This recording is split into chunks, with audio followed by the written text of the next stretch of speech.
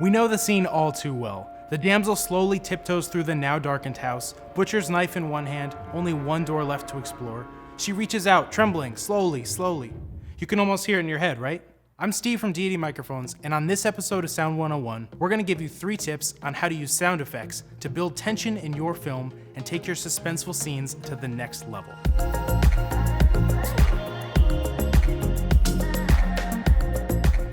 Number 1. Sound effect layering. Ever watched a scary movie on mute? Not quite the same vibe. But this isn't news to any of us. We know that sound plays an essential role in the immersion that is necessary to sucker an audience into a scare. Most importantly, it's the layering of sound effects that will let you wield the most power as an editor or filmmaker. Just like when you're dressing for a cold day and the more layers you have on, the more precise you can be with your temperature control. The more you master SFX layering, the more control over your audience's emotions and expectations you'll have. Back to our example, the frightened character examining a creepy house. You can start with the world building. Think of the character's adrenaline level and how much that magnifies each and every sound. The howling wind comes in. Maybe you low pass this so it clearly sounds like it's outside and not right on top of your character. A thumping heartbeat. There's no better way to stress out your audience than using rhythmic elements like this. Watch the trailer to any thriller that's come out in the past 5 years. Do you hear me?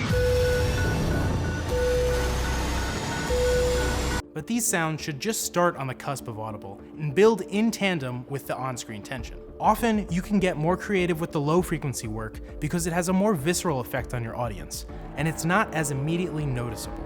But of course, be wary of the fact that not everyone will experience your work in a theater with perfect frequency response.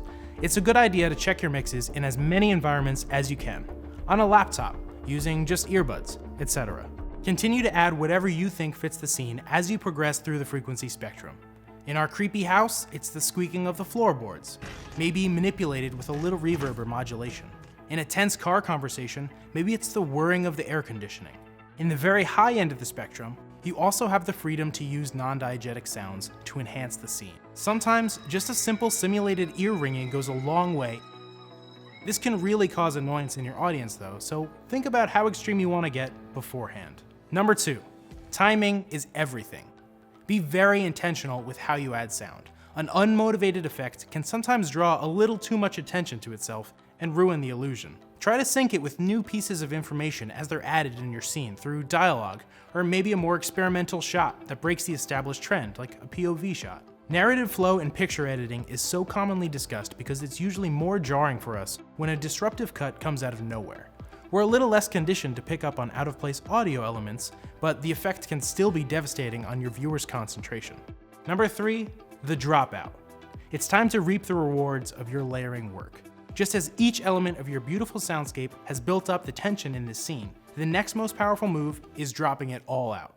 Like this sonic roller coaster, you've been dragging your audience up that you now drop off a cliff. Silence can become the scariest sound of all after this huge crescendo, especially when perfectly synced with your scene's most tense moment. The trembling hand reaching out for the final door in the house. The moment after the man driving the car reveals it was he who killed his own father. You can also use this dropout to isolate one particular sound in your orchestra of tension that has more story meaning than the others. Maybe the heartbeats you thought you were hearing were actually a knocking coming from behind the door. Whatever you end up leaving in, the point is, you have your audience at their most vulnerable now.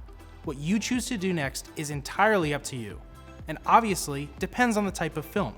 If it's horror, jolt them with a jump scare, or lead them into thinking the jump scare is about to come, distract them with a new, seemingly comforting sound, and then hit them with the jump scare. If it's a domestic drama, maybe just let them stew in this intensely stressful silence.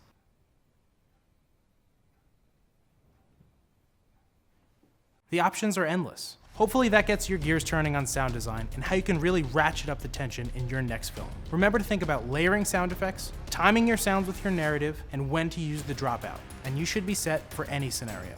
If you like this video, please subscribe, turn on notifications. You can find us across all social media platforms at Deity Microphones. Leave us a comment below on what you want to see in our next video. The best comment is going to win a VMic D3 Pro. I'm Steve from Deity Microphones, and thank you for watching.